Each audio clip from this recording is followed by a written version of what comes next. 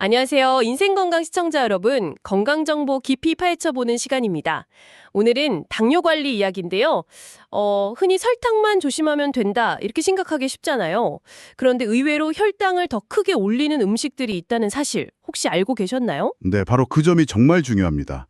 제가 40년 넘게 당뇨를 연구하고 또 직접 극복해오면서 느낀 건데요. 작은 식습관 변화가 있잖아요. 이게 때로는 양만큼이나 어쩌면 그 이상으로 큰 힘을 발휘한다는 겁니다.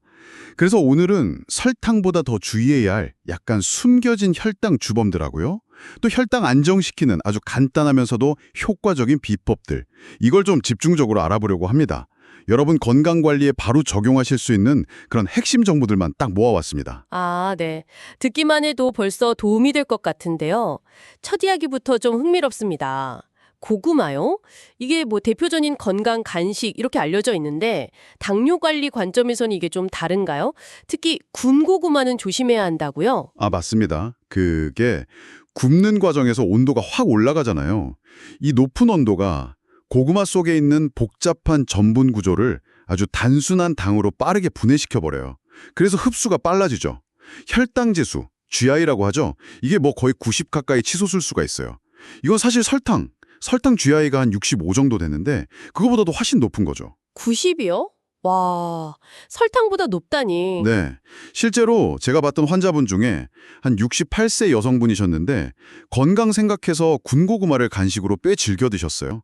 근데 오히려 당화혈색소 수치 있잖아요. 지난 2, 3개월 평균 혈당. 그게 7.2에서 8.5까지 올라버린 거예요. 아니, 그럼 고구마는 아예 먹으면 안 되는 건가요? 그래도 식이섬유도 많고 좋다고 들었는데요. 아, 좋은 질문이십니다. 네, 완전히 피하실 필요는 없어요. 방법이 있습니다.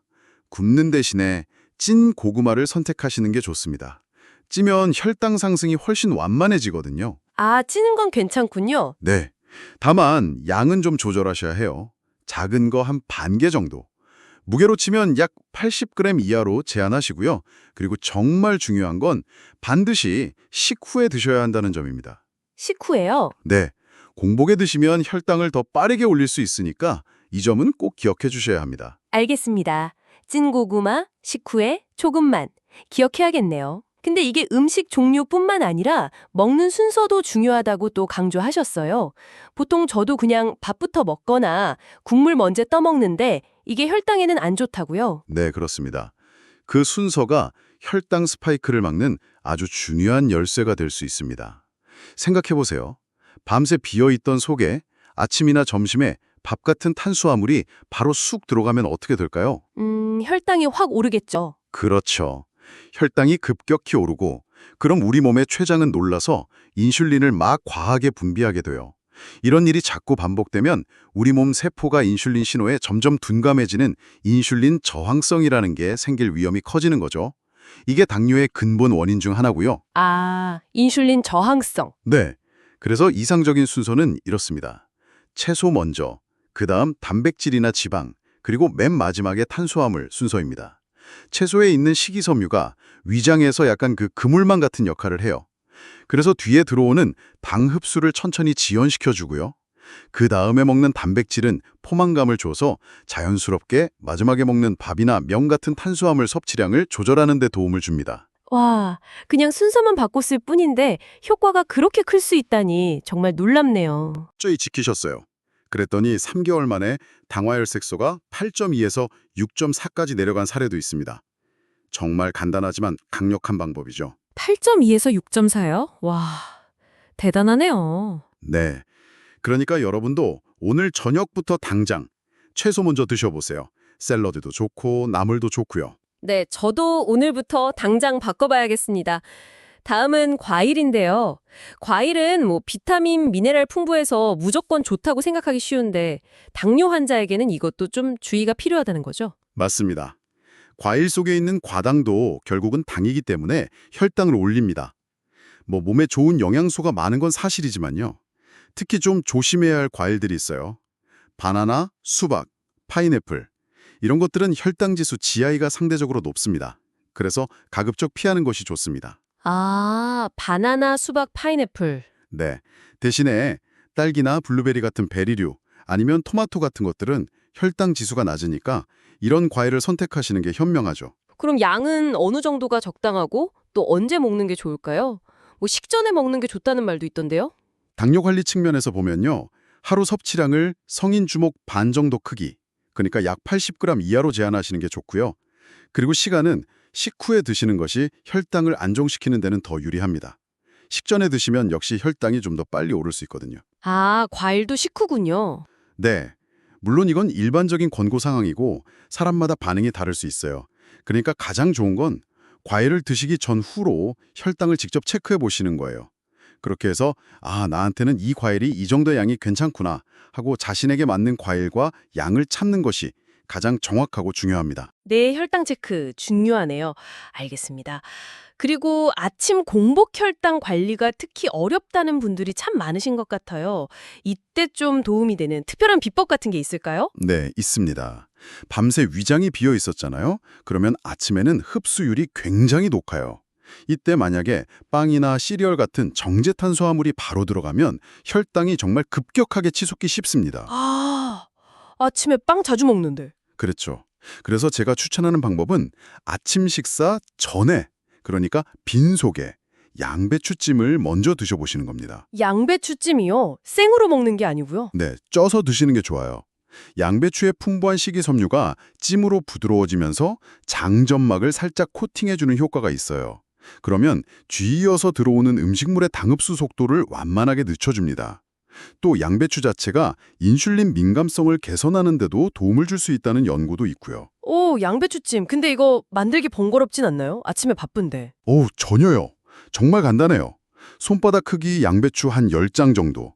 이걸 그냥 접시에 담아서 물 살짝 뿌리고 랩 씌워서 전자레인지에 딱 3분만 돌리면 완성입니다. 3분이요? 와, 진짜 간단하네요. 네. 이걸 이제 식사 전에 먼저 드시는 거죠. 실제로 이 방법만 꾸준히 하셔서 공복 혈당이 매일 30에서 40mg/dl 정도 꾸준히 감소한 90세 환자분도 되십니다. 저도 가끔 아침에 속 편하게 시작하고 싶을 때 이 방법을 씁니다. 아주 좋아요. 와, 3분 투자로 공복 혈당을 잡을 수 있다니 이건 정말 꿀팁인데요. 저도 내일 아침 당장 해봐야겠습니다. 자, 이제 마지막으로 간식입니다.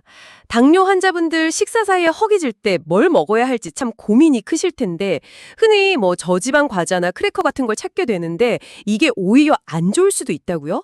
네, 그렇습니다. 좀 의외죠.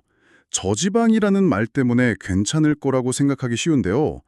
저지방 크래커 같은 가공식품들은 당장은 혈당을 많이 안 올릴지 몰라도 포만감이 굉장히 낮아요. 금방 다시 허기를 느끼게 되죠. 그럼 결국 다음 식사 때 과식을 하게 되거나 아니면 또 다른 간식을 찾게 될 가능성이 높습니다.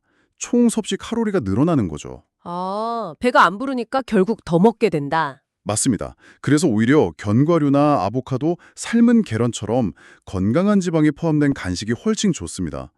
이런 건강한 지방은 포만감을 오래 유지시켜줘서 혈당을 안정시키는 데도 도움이 되고 결과적으로 총 섭취 칼로리를 조절하는 데도 유리합니다. 건강한 지방, 예를 들면 어떤 조합으로 먹으면 좋을까요? 그냥 견과류만 먹나요? 소금 간 안 된 견과류 한 줌 드시는 것도 아주 좋고요. 삶은 계란 한두 개도 훌륭한 간식이죠.